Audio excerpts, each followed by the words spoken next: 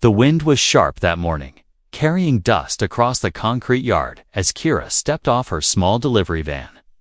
Her orange jacket flapped in the cold, worn at the sleeves but clean. She tightened her grip on the metal crate, its edges biting into her palms, but she didn't complain. She never did. Every day, Kira delivered parts to the tech facility: metal boxes, wires, spare fuses, coolant packs. Some days it was just coffee pods for the engineers upstairs. No one really talked to her unless they needed a signature or to tell her she was blocking the hallway. She didn't mind. She kept her head down, finished her work, and paid attention. Inside the massive building, 20 engineers worked day and night on a power grid system so advanced it could control energy flows across 5 cities. But for weeks now, it kept failing without warning. Lights would flicker, machines would overheat. Then the whole system would crash. No one could figure out why, not even the lead engineer, Dr. Halvorson, who had a wall of degrees behind his desk and a short fuse in his temper. Kira had watched him scream at his team almost every day. Each time the system failed, someone got blamed, sometimes even the cleaning staff. One time, he blamed the lunch lady for bringing food during a critical test window. She'd heard him yelling from 3 rooms away, and that wasn't rare, but Kira never stopped watching. While she carried crates past the labs, she looked at the screens, the flashing red errors, the engineers arguing about signal loops, and no delays. She didn't understand all the words, but she understood machines. They made sense to her more than people ever did. Her dad used to fix old cars in their backyard when she was a kid. He taught her to listen to engines like they were talking. Everything tells you something, if you're quiet enough, he used to say. That stuck with her, even after he passed. Even after school didn't work out and life pushed her into delivery jobs to pay the bills. That morning, she delivered a crate of replacement fuses for the 5th time in 2 weeks. Clearly, whatever they were replacing wasn't the real issue, but no one seemed to see that. As she placed the box near the control room, she saw the grids. Warning lights blinking again, red, orange, then dead. The big screen went black, followed by a long silence and then shouting, as usual, "Who programmed this stupid response? Delay." Someone shouted, "Maybe if we had real hardware and not patched junk." Another voice fired back. Then came Dr. Halvorson's voice, sharp, cold, cutting through the noise like a blade. 20 of you. 20. And not one can stop this from failing again and again. He slammed his tablet on the desk so hard it cracked. His face turned red. His eyes scanned the room. Looking for someone to blame this time, that's when he noticed her, Kira, standing quietly by the crate, holding her delivery scanner, watching again like she always did, her face calm, unreadable. Just like every other day.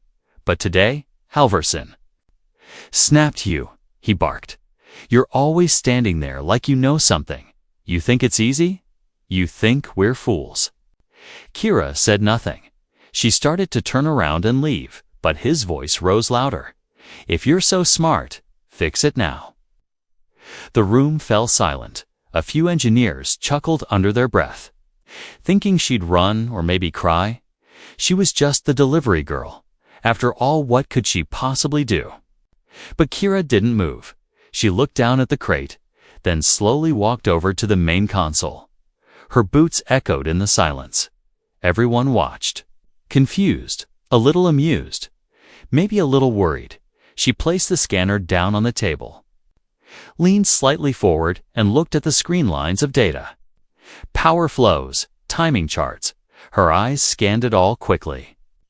Her fingers hovered over the system map, but she didn't touch it yet. "Node 4 and Node 7, she said softly. "They're fighting each other, both sending signals at the same time. That's why the loop crashes." "No one said anything, Doctor." Halvorson squinted at her like she'd spoken another language.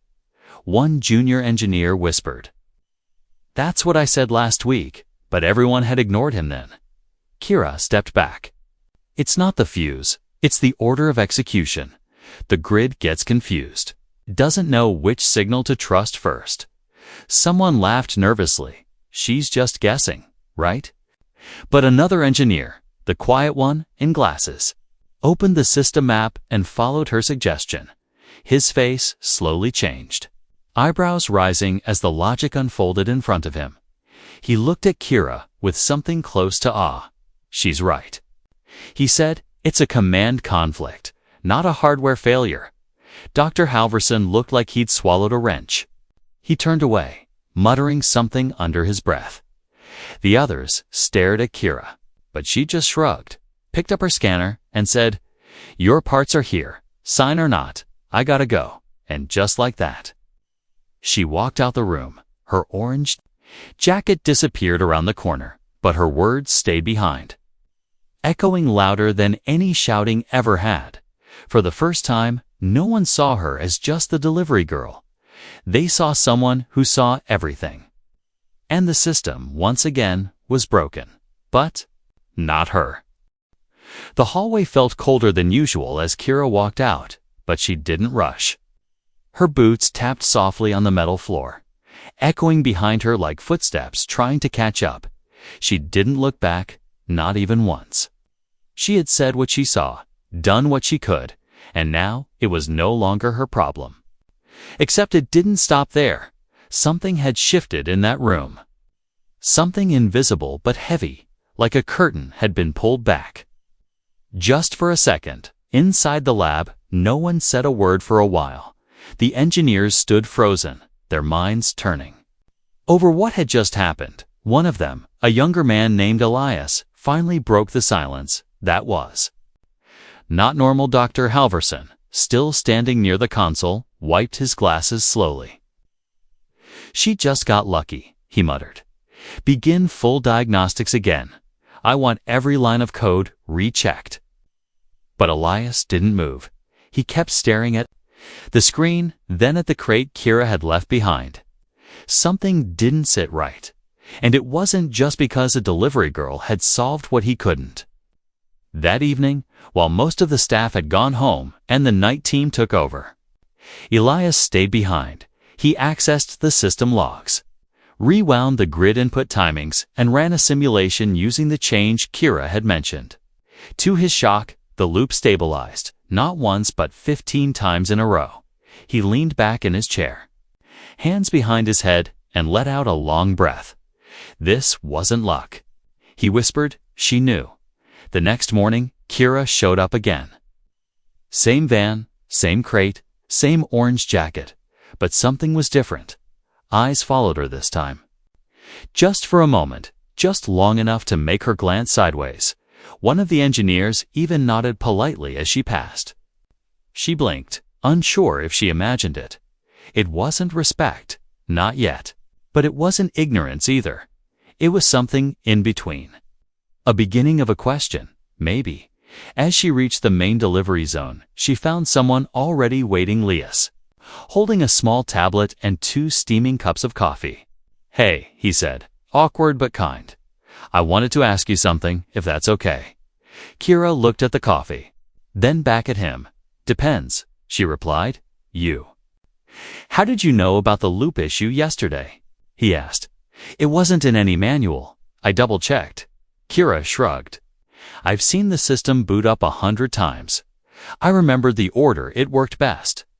"That's not something people usually notice," Elias said, smiling a little. "You ever think about becoming an engineer?" She gave a small laugh, short and dry. "You need degrees for that. And patience for people like Halvorsen." Elias looked embarrassed, but nodded. "Yeah. He's not easy. But yesterday, what you did, it impressed everyone, even if they won't say it out loud." Kira took the coffee he offered, warm in her cold hands. "Thanks. But I'm not looking for applause. I just don't like broken things." That night, Elias searched deeper. He pulled up building logs, camera feeds, and something surprising came up. Kira had access logs stretching back over a year. She had delivered hundreds of parts, always on time, always alone. He even found a maintenance report with her handwriting on it, where she had quietly fixed a door hinge outside the loading dock that engineers kept stepping over. She didn't talk much, but she was always there, always watching, always fixing what others didn't even notice. And the more Elias looked, the more it felt wrong that someone like her was left out of every meeting, every credit, every opportunity, just because she didn't have a badge or title. But Dr. Halvorsen didn't want to hear any of it. When Elias brought it up in a team debrief, the older man shut it down immediately. She's not trained, she's not certified. And this is not a charity. We don't hand out praise for guesses. But she wasn't guessing, Elias argued. She was right, and we were wrong.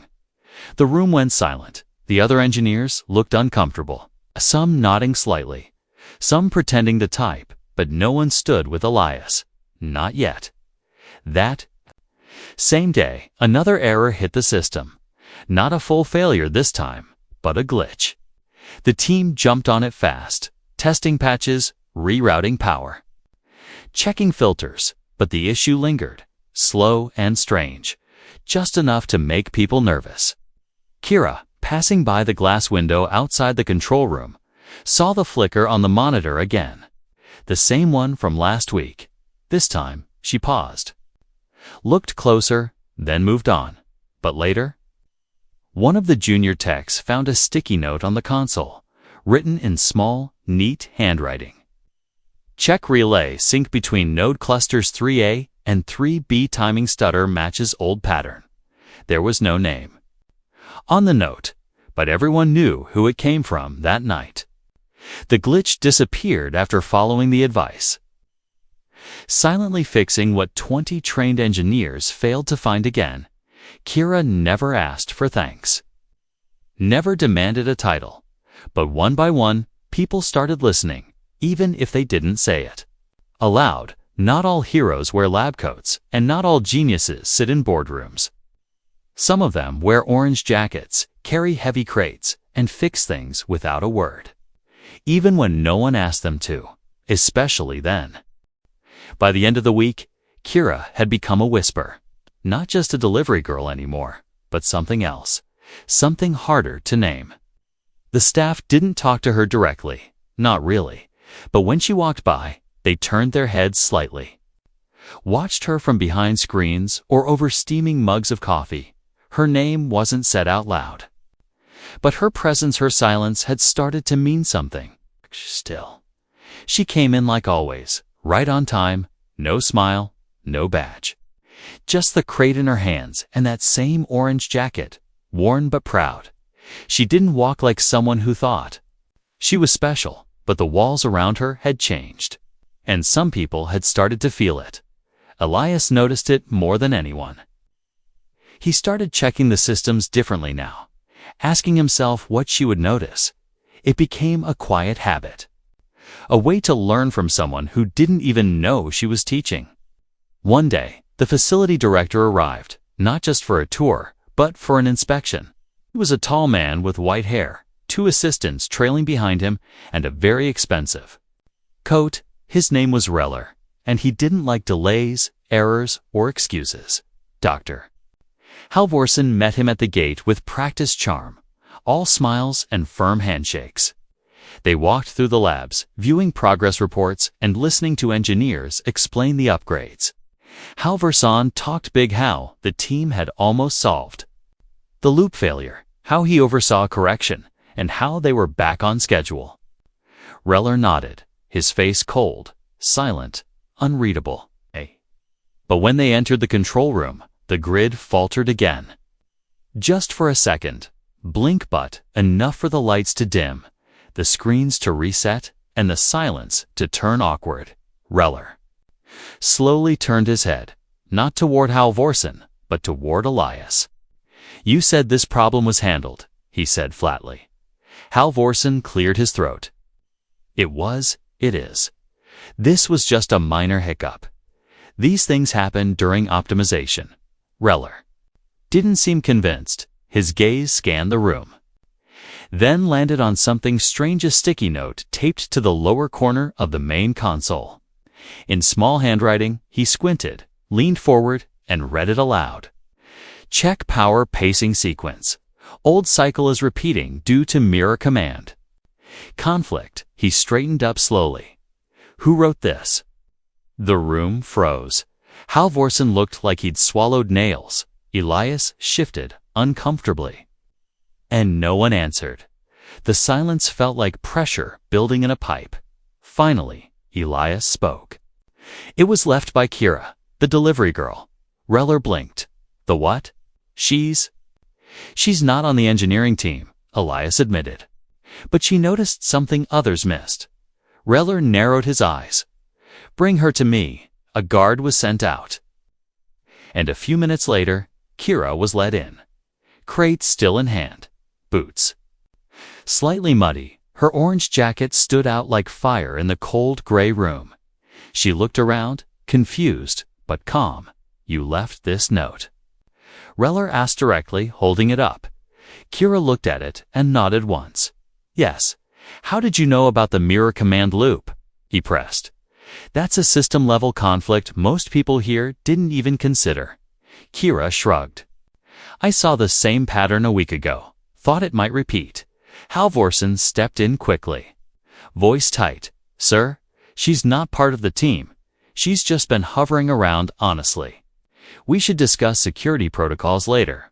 But Reller raised his hand to silence him. His eyes stayed on Kira. And if I asked you to walk me through the issue, could you? Kira hesitated, then slowly walked over to the screen. Her hands didn't touch anything. She just pointed, explained the steps where the conflict came from, and why replacing fuses would never stop it. Her voice was quiet, firm, and without any pride, just facts, just truth. Reller listened, one brow raised. His assistants typed notes rapidly. Halvorsen's jaw clenched tighter with each word. When Kira finished, she stepped back, ready to leave, but Reller stopped her. You solved something here that cost this company hundreds of hours and a lot of money. He said, and you don't even work here. I just deliver what you order, she replied. Apparently, Reller said.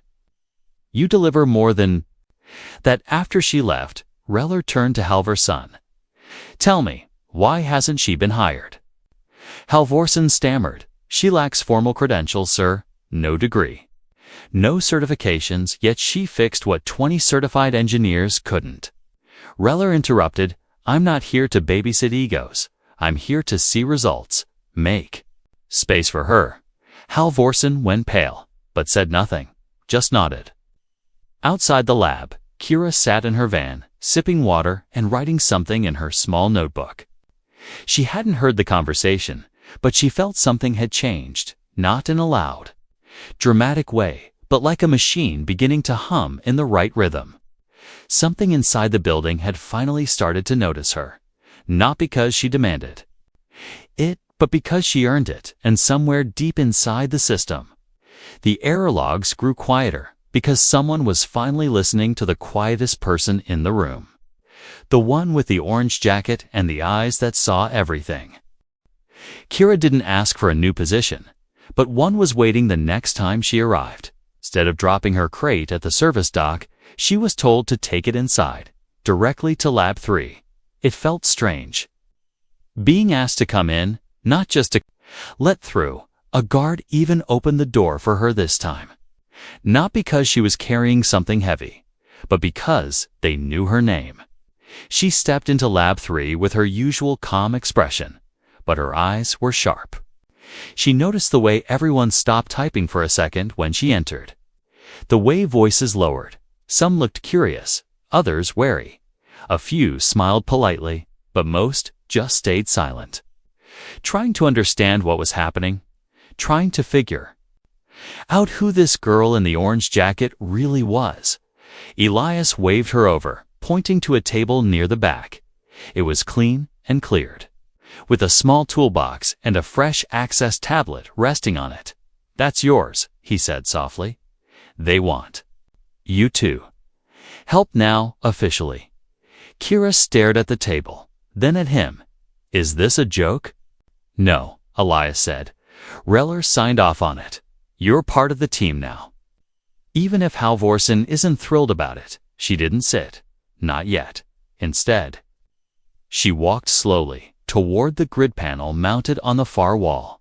Her fingers hovered just a few inches from the glowing interface. Watching the current pulse through the simulated nodes, there was a rhythm to it, but it felt off again, like a heartbeat skipping every third beat. Something small, something hidden. One of the engineers muttered under his breath, "We're really letting her play with the system now?" Another replied quietly, "She already fixed it once." Kira ignored them both. She tilted her head slightly, reading the pattern with her eyes, not the numbers. It reminded her of the time her dad's old truck made a strange clicking sound. Everyone thought it was the engine, but it was the timing belt, worn down in just one spot. Not broken, not yet, but close, without asking. She picked up a stylus from the table and tapped into the system diagram. A few people tensed up, but no one stopped her. Her fingers moved quickly now, shifting the load timing by half a second, balancing the signals. Then she pulled up a secondary grid that no one had checked in over a month. Power relay backups meant for emergency transfers. And that's where she found it. A faulty subroutine, looping endlessly in the background, eating up memory and throwing off the entire main timing system every few hours. Not enough to crash it, but enough to cause instability. The kind of thing engineers would chase for weeks without ever seeing it. Because it wasn't on the main grid, Kira stepped back again, stylus in hand, and said, "There. That's the actual problem." Dr. Halvorsen had entered the room moments earlier, unnoticed. But now his voice rang out sharp and cold. "You touched the system." Kira turned toward him slowly. "I adjusted a few delays. You've been looking at the surface problem. But there's a loop in the backup code. Someone wrote a test script and never removed it." Halvorsen's face turned red again, the way it always did when he didn't like what he was hearing. "You don't have authorization to alter system code. This is a controlled environment." Reller's voice suddenly cut through the tension. Calm and strong, "Then authorize her." Everyone turned to see the director standing in the doorway, arms folded, watching the whole scene unfold. "If she just found what no one else did," he continued, "then she deserves access." Halvorsen clenched his jaw, but said nothing more. Instead, he turned and stormed out of the lab, his pride dragging behind him like a broken wire. Kira stayed still for a moment, then quietly sat down at her assigned table. She didn't gloat, didn't smile, didn't say anything proud. She just opened the toolbox and started sorting the tools by size. Her way of thinking, of clearing her mind. Elias walked over and set a tablet down beside her. "You really saw that with your eyes?" he asked. "That loop in the backup code?" "I heard it," she said, without looking up. It felt wrong, like a whisper too loud. He stared at her, trying to understand what that meant, but also realizing maybe he never truly would. Kira didn't think like other people she felt. Machines the way others heard music. Later that day, the system ran for 16 hours without a single failure. A record. 2 different engineers submitted reports crediting an outside consultant for the corrections. But those who were there knew better. The quiet girl in the orange jacket had walked in, seen what they couldn't, and fixed it in under 15 minutes. That night, when Kira got home, she didn't talk about her day. She sat with her younger sister at the kitchen table, helping with math homework. She cooked dinner, folded laundry, and repaired a broken radio their neighbor had dropped off. It was just another day for her, but at the lab, things were no longer the same.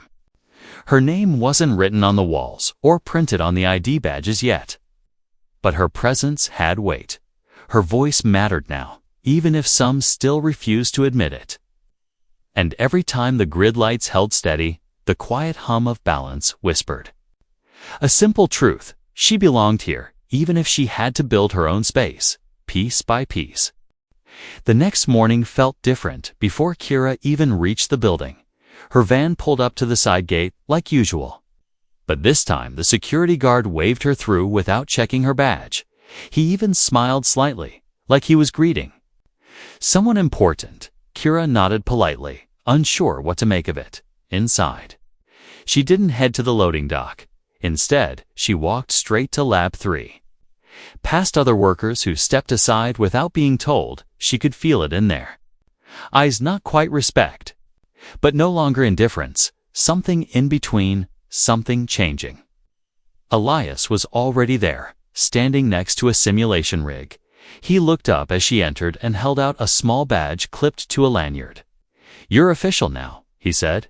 "Temporary contractor ID." Full access. Kira took it slowly, her fingers brushing the plastic card. It felt strange holding something that told the world she belonged. Not just because she walked in, but because she earned it. She didn't say thank you, but Elias knew she appreciated it anyway. The first task of the day wasn't solving a failure. It was preventing one. The system had stabilized, but the logs showed minor surges in Sector 5. The kind that usually got ignored until they became something worse. Kira stared at the report for a moment, then walked over to the wiring map. She didn't rush, didn't jump in like others might. She walked around the lab 3 times, listening, watching, then climbed onto the side panel with a flashlight and screwdriver. Within 10 minutes, she had rerouted the power path and installed a temporary bypass, just enough to level the surges without risking a shutdown. Elias checked the readings, stunned. "You fixed it already?" It was whispering again, Kira replied, saying it was about to break. He smiled, shaking his head. "You really are something else." But not everyone felt the same. In the corner, 2 engineers, Dale and Maris, stood whispering to each other, their faces tight, eyes cold.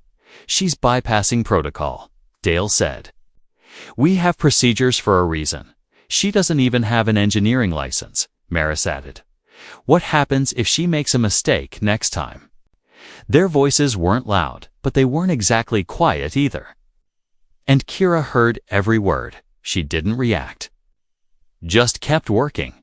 But inside, the weight returned, the one she thought she left behind when they handed her the ID badge later. That day, Dr. Halvorsen returned to the lab, not to yell, not even to challenge her, but with a calm, sharp look that said he hadn't forgotten. He walked straight up to Elias and asked for a report on Kira's changes. Elias explained the power reroute and showed the numbers clean, stable, efficient. Halvorsen stared at the screen, then at Kira. "What if it had failed?" he asked coldly. "It didn't," she said. "But what if it had?" He pressed. "There's no insurance for guesses. I don't guess." Kira replied softly. "I listen." Halvorsen turned away, frustrated by how simple she made it sound. "That's not science, that's intuition." But Reller walked in just then, arms behind his back, and sometimes intuition saves more lives than data, he said calmly. "We've had too many eyes blinded by their own knowledge." Halvorsen didn't argue, but his silence spoke for him. Kira wasn't part of his plan, and he didn't like losing control. Not to her, not to anyone. The rest of the day moved slowly. Engineers kept to their work, but there was tension in the air. A quiet split between those who were beginning to trust Kira and those who still saw her as a lucky outsider. By late evening, a warning alert lit up on the east side of the grid. Elias moved to check it. But Kira was already across the room, pulling open a panel with 2 quick movements. She yanked a frayed cable free and replaced it before anyone else even understood what was happening. The warning vanished. Just like that. One of the newer interns clapped softly without thinking, and a few others followed, not cheering, but acknowledging. For the first time, the room didn't question her instinct. They watched it in action and couldn't look away. That night, Elias walked her to the van, the sun low behind the towers of glass. "Do you ever stop?" he asked with a smile. Kira shook her head. Things don't stop breaking. He looked down at the cracked pavement, then back at her. Some people still don't want you here, you know? I know, she said. Doesn't that bother you? It used to, she said softly. But now the system listens to me. And when the machines stay quiet, I know I did something right. Elias didn't respond right away. He just nodded slowly and watched her drive off, the back of her van. Disappearing into the glowing mist of evening, inside the building, a few engineers stood together. Quiet and thoughtful. They had seen something today that couldn't be dismissed, something rare, something real, and whether they admitted it or not, they knew the truth. Kira wasn't a guest in their world anymore. She was becoming the person the system trusted most, even if some still didn't. Storm clouds gathered over the city that night, and by morning, heavy rain pounded the rooftops of the facility. Water streaked across the windows like a warning. And deep inside the main building, the system logs blinked with quiet tension. Nothing had failed yet, but something was building. Like pressure behind a sealed door, Kira arrived early, earlier than even Elias. Her orange jacket was soaked, but she didn't care. She walked through the front entrance without waiting, the guards already knowing her face. Her ID badge clipped to her side now, not as a decoration, but as a symbol of something earned. She headed straight for the control room, skipping the usual steps. Her fingers moved across the tablet, checking the system core, reading voltage levels, memory usage, relay delays, and loop timings. She noticed something strange, almost invisibly a rising pulse in Sector 6. Not enough to trigger alarms, but rising in a way that didn't feel natural. Elias entered a few minutes later, shaking water from his coat. "You're here early," he said with a tired smile. "The system's trying to hold something in." She replied, not looking away from the screen. "It's hiding the problem, not solving it." He came closer, reading over her shoulder. "That doesn't make sense. There are no fault signals. It's hiding under perfect numbers." Kira said, "That's what makes it dangerous." Elias frowned, starting a deeper scan. "You really feel the system when it shifts, don't you?" She nodded. "It's like hearing a song suddenly go flat. Most people don't notice until it's too late." Meanwhile, Dr. Halvorsen held a meeting in another lab, trying to convince Reller and the board that the system was stable again. He presented charts, uptime statistics, and simulations showing flawless performance. Reller listened, arms crossed, face unreadable. "We've had no failures in 6 days, Halvorsen said confidently. "That's our best streak since the project began." "And what about the girl?" Reller asked, without any warning. Halvorsen paused. "She's active, yes, but her methods are not standard. She doesn't document properly. Doesn't explain her reasoning. It's all instinct, and that's not something you can scale." "Is it working?" Reller asked again, more firmly this time. Halvorsen hesitated. "So far, yes. Then maybe it's the system that needs to change." Reller replied calmly, then stood and left without another word, back in Lab 3. Kira pulled up the raw code logs of Sector 6 and saw what the system was trying to hide: a memory leak. Small but steady, repeating every 5 minutes. Just like a hairline crack in a dam. At first, it was nothing. Then it grew, spreading. Silently, Elias saw it too now. If that breaks loose during full load testing, we'll lose control of the East Grid. "And maybe the backup relays too," Kira added. "They're already stressed from last week's reroute. We need to shut it down and fix it now," Elias said, already reaching for the emergency bypass. But just then, the door opened, and Halvorsen stepped inside. He saw them at the console and narrowed his eyes. "What are you doing?" "There's a leak forming," Elias explained quickly. "Sector 6 is unstable. If we act now, we can isolate it safely." Halvorsen shook his head. "There are observers coming in 20 minutes, VIPs from the City Grid Council. We cannot have a shutdown. especially not based on a feeling. It's not a feeling, Kira said. It's there. Just buried deep. You are not a certified engineer, Halvorsen snapped.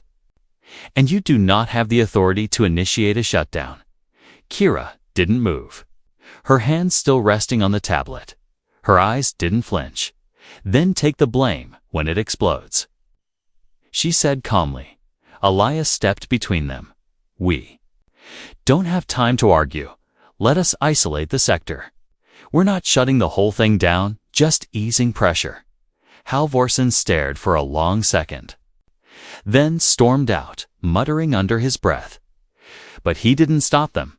Kira and Elias acted fast, cutting off energy reroutes from Sector 6 and stabilizing power paths around it. Within minutes, the pressure spike dropped, and the logs cleared. The leak was isolated and fixed before the observers even entered the building. The VIPs toured the system that day and saw nothing wrong. No flickers, no alarms, just smooth and steady operation. Halvorsen smiled through the whole visit, presenting charts and acting like he was in control of everything, but behind the curtain, in the control room. Kira sat quietly at her desk, sipping tea that someone had left for her. No note, just steam rising in silence. She didn't need credit. She didn't need applause. She had stopped something terrible without anyone knowing it almost happened. And she had done it without fear, without permission. Without waiting for someone to believe her, Elias sat beside her and finally said, "You saved it again, you know." "I know," she said. "But they won't say it. They don't have to," he said. "I will." Kira looked at him, her eyes calm but strong. "Machines don't lie," she whispered. "That's why I trust them more than people." He smiled. "And maybe that's why they trust you back." Outside, the storm was starting to fade. But inside, something far more important had survived. Not just the grid, but the quiet rise of a girl they once ignored. The girl who now guarded their entire world, even if they still didn't fully understand her. The sun returned after the storm, but inside the lab, tension hung heavier than ever. The system was running smooth, no crashes. No flickers, but the silence didn't feel like peace.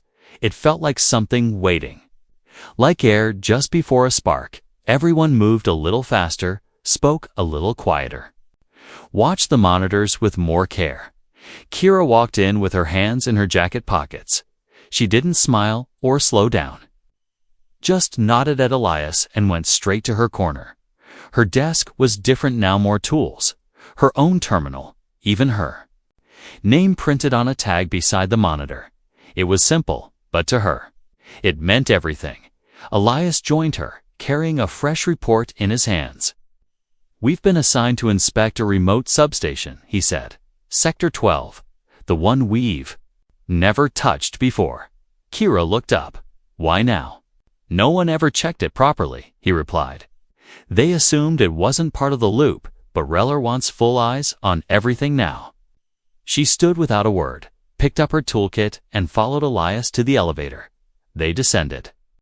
5 levels underground, the lights growing dimmer, the walls narrower. No one spoke on the way down, but both of them felt it a hum. Like the system was alive down here, breathing heavier than it should.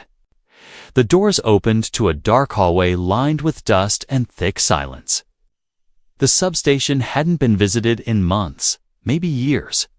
Old warning signs blinked in yellow. Power cables sagged from the ceiling, and the air smelled like burnt metal and forgotten things. "This place is a mess," Elias muttered, checking the panel. Kira walked past him, her boots echoing through the still corridor. She reached the control box, brushed off the dust, and opened the access panel. What she found made her heart tighten. Someone had bypassed the safety protocols. Lines were rerouted manually. Power was flowing through backup nodes in unstable patterns, and worse, one cable was starting to overheat just slightly, but enough to trigger a fire if pushed during a peak load. "This wasn't just ignored," Kira said quietly. "Someone hid this." Akea stepped beside her, reading the same mess of wires. But why? To cover their failure, she said, if the system ever crashed. They could blame any part above ground. No one would think to check this deep. Suddenly, a low hum grew louder, followed by a vibration beneath their feet. The power grid was entering full peak mode. All sectors were about to light up, including the unstable one right in front of them.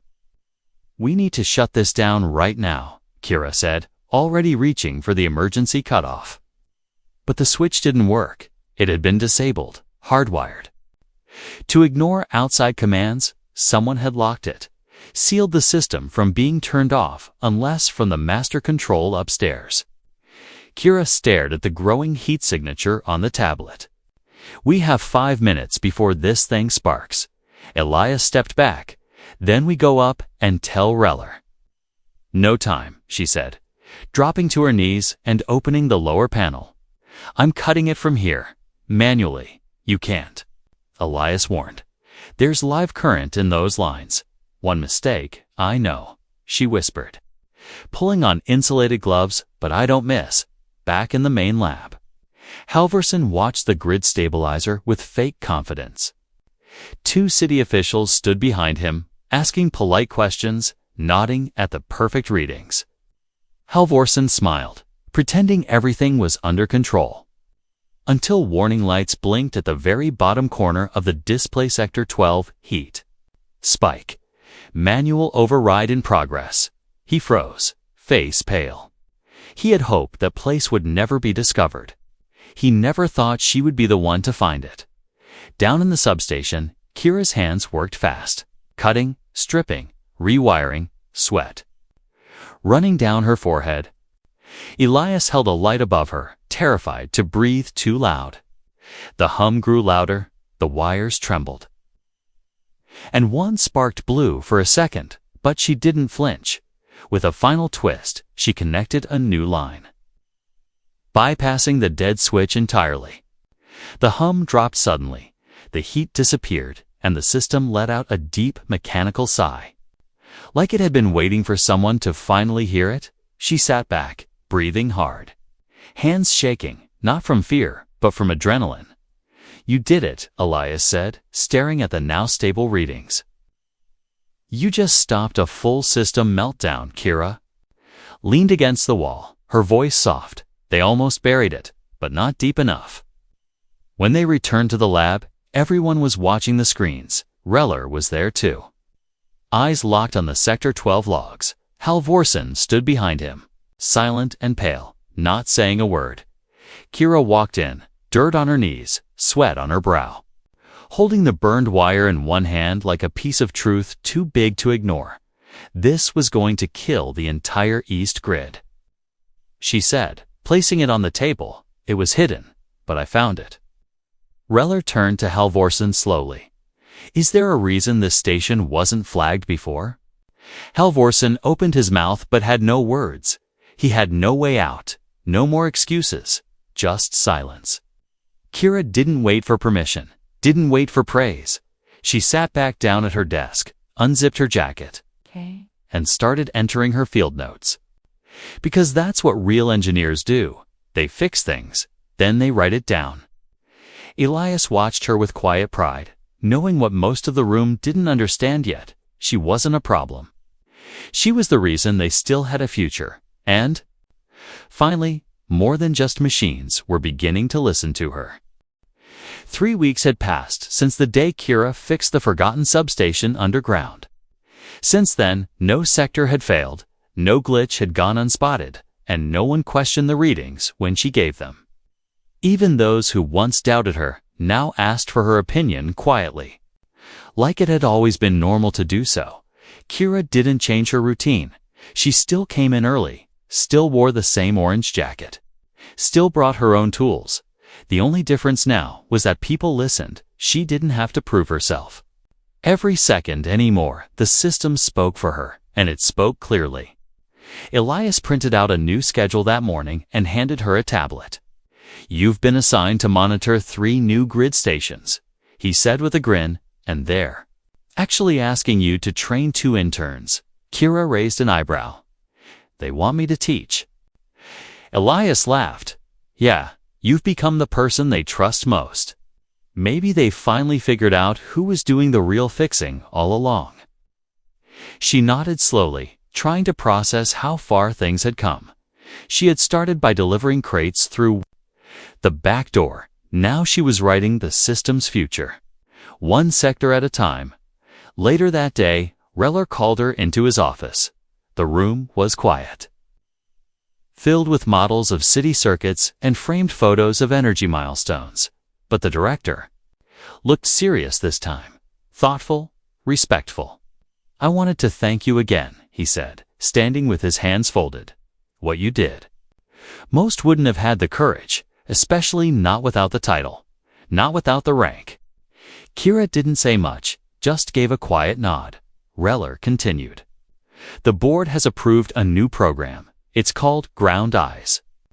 It's meant to recognize field-level talent, people who don't have degrees, but clearly have the gift. She looked at him, unsure what he meant. He smiled now. We'd like you to lead it. The words sat in the air for a long moment. Kira's hands stayed still at her sides, but something inside her chest swelled: pressure, disbelief, a little fear, and something stronger: pride. You want me to lead engineers? She asked softly. No, Reller said. We want you to build engineers. The way you built yourself, the real kind, the ones who listen and feel the system, not just memorize books. Kira blinked slowly, then said, only if I get to choose. The jacket color, Reller laughed. Deal, that night. Kira walked home with a paper bag full of tools and a notebook full of ideas. Her younger sister opened the door, asking excitedly, Did they let you build the big machines yet? Bigger than machines, Kira replied, hugging her tightly. They're letting me build people. A few days later, a small room on the third floor was cleared and turned into her training lab. No fancy decorations, just rows of simple equipment and a board that read, If you listen closely, the system will speak. The first class had 5 students, 2 interns. One janitor who had once fixed a panel in secret. One ex-technician who got fired for not having a license. And a nervous girl with rough hands who reminded Kira of herself. She didn't teach from books. She taught from rhythm, from sound, from balance. She showed them how the pulse of the grid changes before it breaks, how wires feel when they're under stress, how to know when silence is a warning, not peace. Elias sometimes peeked through the window, watching the way the students leaned in when she spoke, how they followed every motion of her hand, how they trusted her without needing proof, just like the machines did one day while reviewing system logs. Kira saw something strange in Sector 9. A pulse pattern that looked like trouble, but before she could speak, one of her students pointed to it first. That's not a real spike, the student said. That's a loop hiding under bursibilate. Hiding under stable data. Kira smiled. Heart warm. Good catch, she said. That's how it starts, outside the lab. Things were changing too. Engineers now carried Kira's handwritten notes during inspections. New staff were told about her before they ever saw her, and somewhere in the center of the control room, her old orange jacket was framed behind glass, next to a plaque that simply said, She saw what we missed. Dr. Halvorsen resigned quietly. Citing stress, he left without speaking to her again. But Kira didn't need his words. His silence was enough. The world didn't turn into a perfect place overnight, but something important had happened. A door had opened, and Kira had walked through it without asking for permission. Now she held it open for others like her. She hadn't fixed just a power grid. She had rewired an entire system of belief. She had shown that greatness can wear work boots, carry toolboxes, and come from overlooked places. And as she stood beside her students, watching them run diagnostics for the first time on their own, she felt something she hadn't felt in years. Home. Kira didn't rise by shouting. She rose by listening. Not to the ones above her, but to the quiet truths humming beneath her feet. And the system, the one everyone else thought needed fixing, had been waiting all along. Waiting for someone like her. Someone who didn't need to be told she was smart to start fixing what was broken. Someone who just knew.